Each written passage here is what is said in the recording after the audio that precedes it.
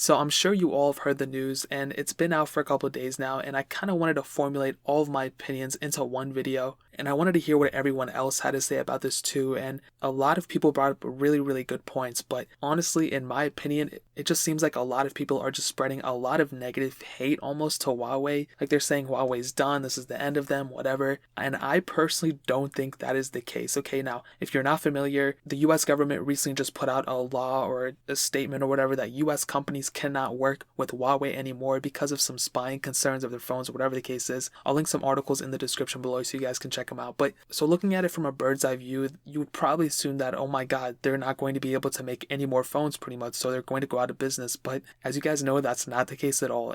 But if this happened like a couple years ago, it might have affected them more, honestly. But Huawei is just so big, they're such a big company that they must have seen that this was coming. They must have knew about it beforehand. So pretty much all of their hardware, all of their software cannot be produced from an American company. So that means they cannot use Android. Most of their parts that are within their phone cannot be developed either. So here's the thing, okay? Many people are saying that it's almost an impossible task for a single company to handle all of the components of a phone, both hardware and software. But Apple pretty much already does this. You know, they handle most of the hardware and they handle all of the software pretty much. And so I kind of see that same exact approach happening with Huawei. So they're still going to be able to collaborate with companies within China and other companies as well, just non-American companies. So Huawei will not have a problem with creating their hardware. A lot of things are created in China, so I don't see that being a problem. But the software side of things, that's where I see a lot of their issues could come up in. So the software would have to be made in-house, so Huawei would have to make their own operating system. It's not impossible,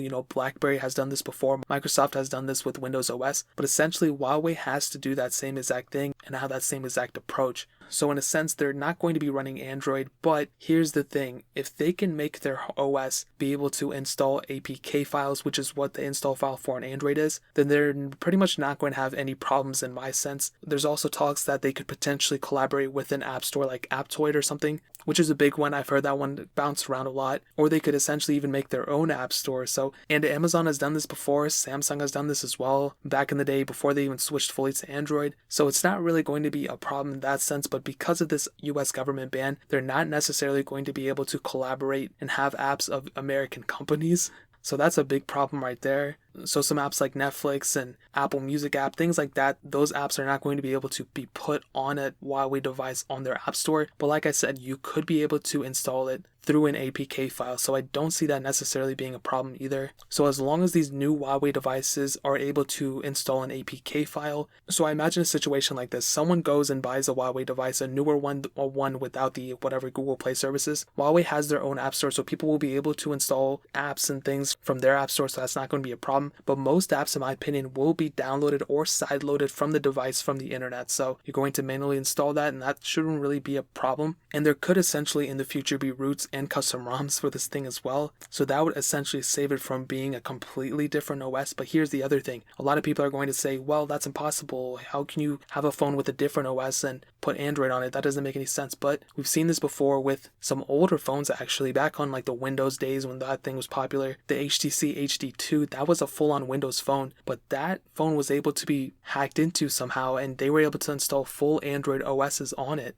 And I think there's even like an Android ice cream sandwich ROM out for it too, which is pretty crazy. So in a sense like that, that's what I kind of see the future of Huawei being. I don't think it's going to be like an end-all be-all. I don't think this news is like ending Huawei at all. It's definitely like a chink in their armor. I don't think it was good news, but they definitely saw it coming, and I think their response was pretty good as well. The CEO mentioned, they thanked America. They weren't really bitter about it. They kind of understood. So they definitely saw this coming, and in my opinion, I think it's definitely going to be interesting how Huawei repositions themselves to being one of the best-selling phone companies again, because they're above Apple. They're a little bit below Samsung, so I guess we're just going to have to wait and see what happens, but that's just my opinion on it. That's my take. That's what I think Huawei is going to do. If you have a different approach, let me know in the comment section below. What do you guys think Huawei is going to do in this case? I'd love to know your opinions, but that is pretty much it. If you guys have any questions or anything, leave it down in the comment section below. Hit that like button, that'll mean so much, but definitely hit that subscribe button. Every single subscriber that we get really does count, so it means so much if you guys could hit that. Also, check out the other links down in the description as well. My Twitter, my Instagram, my second channel. All those links are linked down below. I would really appreciate if you guys could check it out. But more importantly than everything else, I love every single one of you guys. And hopefully I'll catch you guys in the next video. Peace out till then.